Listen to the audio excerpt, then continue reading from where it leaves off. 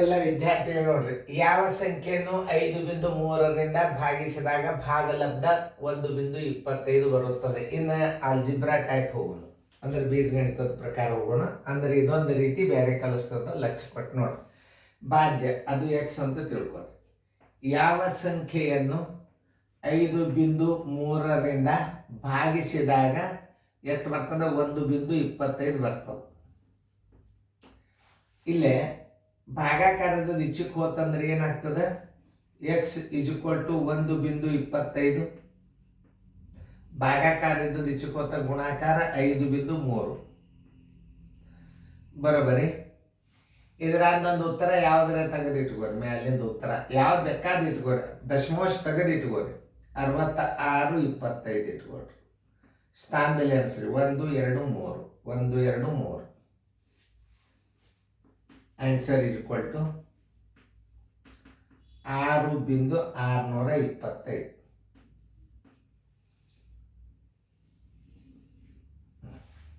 ಇದಂತೂ ಆಯ್ತು. ಇನ್ನು ಮಾಡಿ ನೋಡ್ರಿ.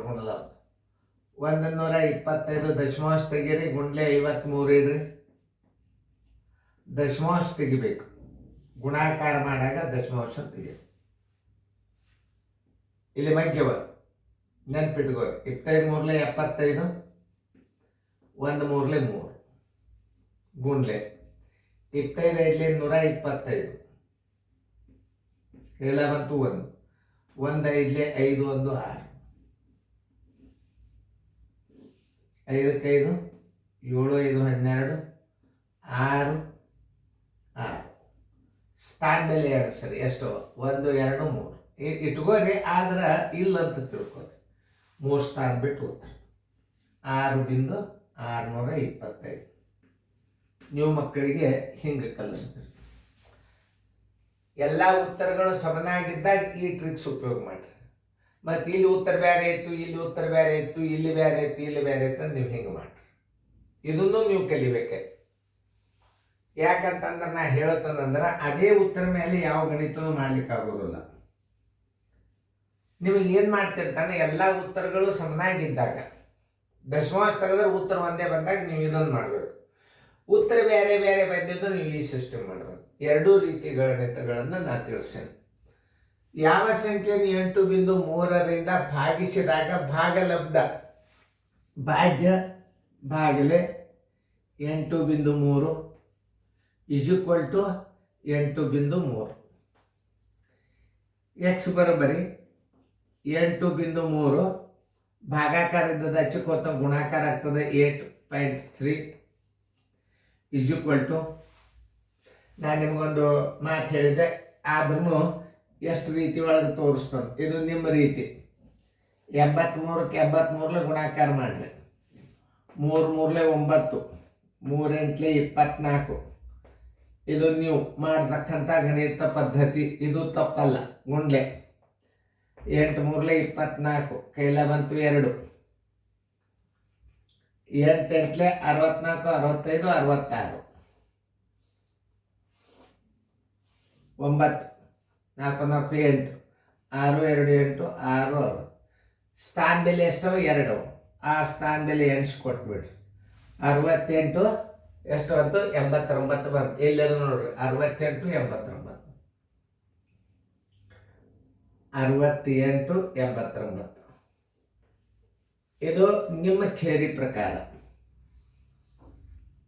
ಎಸ್, ನಾವು ಒಪ್ಪಿಕೊಂಡೆ. ಇನ್ನು ನಿಮಗೆ ನವೋದಯದಾಗ ಇದನ್ನು ಗಣಿತನ್ನ ಹೆಂಗೆ ಮಾಡಬೇಕು? OMR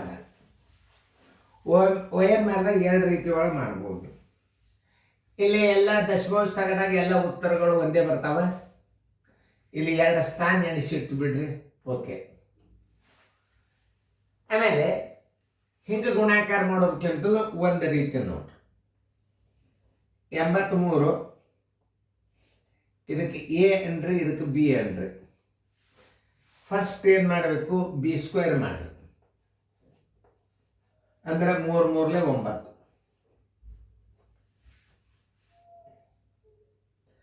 ತಿಳಿತಲ್ಲ? ಆಮೇಲೆ ಏನು ಮಾಡಬೇಕು? A × B × 2 ನೋಡ್ರಿ. 8 ಮೂರ್ಲೆ 24, 24 ಎರಡ್ಲೆ 48. ಇಲ್ಲಿ ನೋಡ್ರಿ 8 ಅದ, ಇಲ್ಲಿ 3 ಅದ. 8 ಮೂರ್ಲೆ 24, 24 ಎರಡ್ಲೆ 48. ಕೈಲ ಬಂತು 4. ಲಾಸ್ಟ್ದು ಏನು ಹೇಳಿ ಎ ಸ್ಕ್ವೇರ್ ಹೇಳಿ. ಅಂದ್ರೆ 8 8ಲೆ 64, 1 4 68. 2 ಸ್ಥಾನ ಬಿಟ್ಟು ಬಿಂದು ಇಡ್ರಿ ನೋಡ್ರಿ.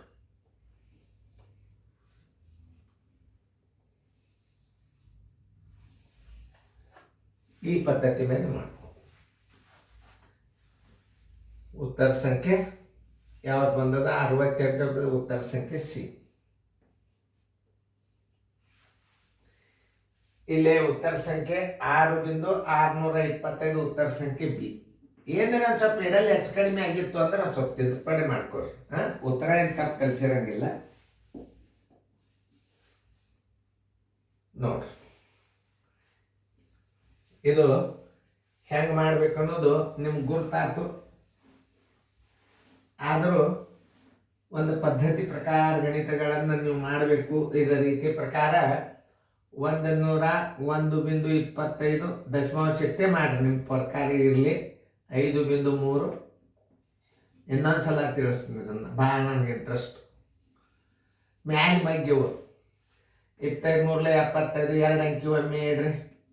1 ಮೂರ್ಲೆ 3 ನೋಡ್ರಿ ನಾ ಹೆಂಗೆ ಮಾಡಿದ ಗುಣಾಕಾರ.